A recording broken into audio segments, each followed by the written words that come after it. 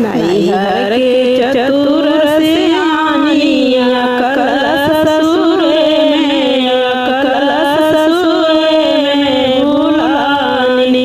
पहली बार जब ससुर के देखली, पहली बार जब ससुर जी के देखली, घूटा कढ़ाई नहीं आया कलश ससुर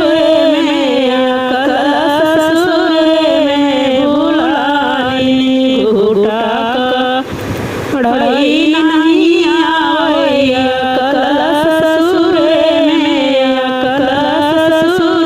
में भुलानी।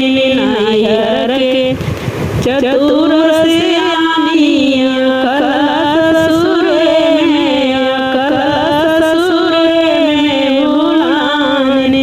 पहली बार जब जेठ जी के देखली, पहली बार देखली,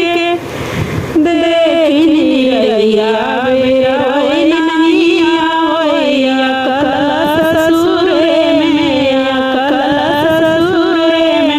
भुलानी। नैहर के चतुर सियानिया कलश ससुर में भुलानी।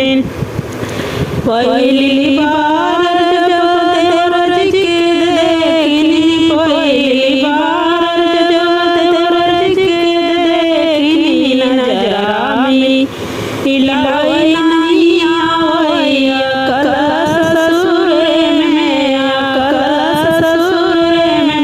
भुलानी। नैहर के चतुर